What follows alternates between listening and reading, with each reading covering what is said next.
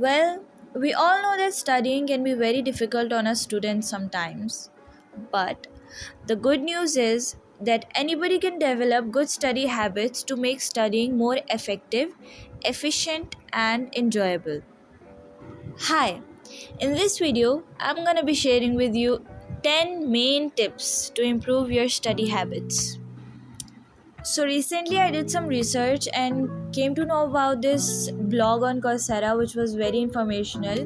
Now this is not a sponsored video. This is just me sharing some tips which I found to be very useful. The first is to find a good place to study.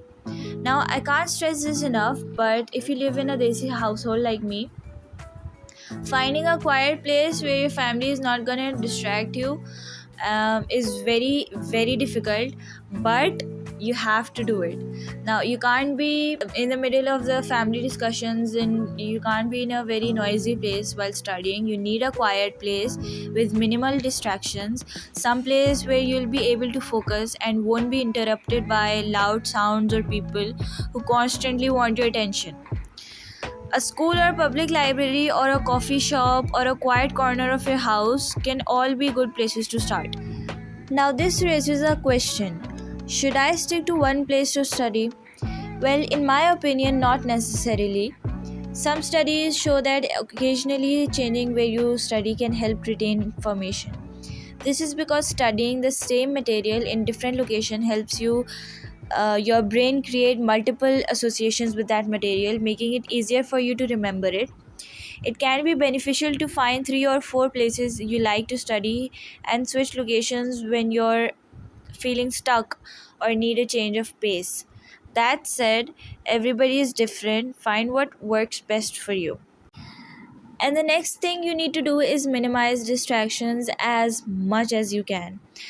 Now, I can't stress this enough, but when you've chosen a good place to study and you're still being distracted, that is of no use. You'll lose your energy, you'll drain your focus, your mind, everything will be useless if you do not minimize distractions. That being said, I highly recommend you to turn off your Wi-Fi so that your friends, your messages, your updates don't disturb you while you study.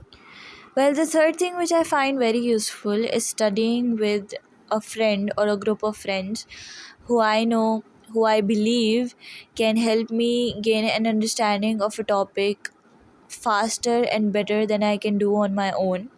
So that has proven very useful for me for the past few months.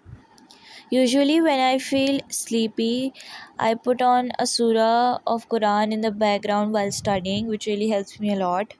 Now, most people feel like they have to study 1 to 2 hours and without taking any breaks, that will help them, gain a satisfaction.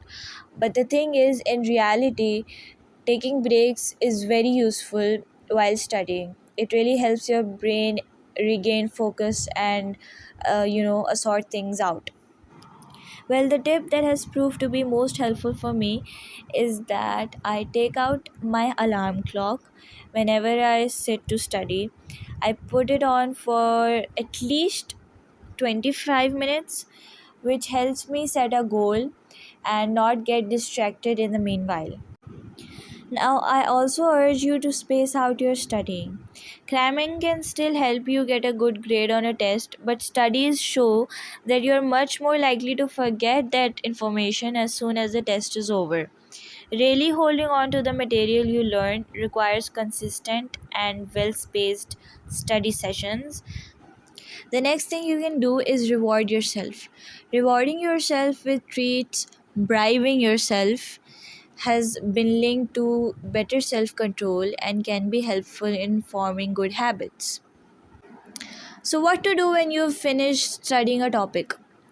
Well, in my opinion, you take out your practice sheets or tests and you practice on them.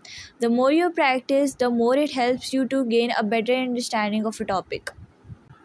When you've done your practice tests, the next thing you do is pull out your past papers and solve them. They really help you get a better understanding of the type of questions you can expect on your upcoming class tests, and it has really helped me a lot. What I'm about to say can be linked to the cramming point I mentioned before. Use your own words. Expressing an idea in your own words increases your understanding of a subject and helps your brain hang on to information. After you read a section of text, summarize important points by paraphrasing.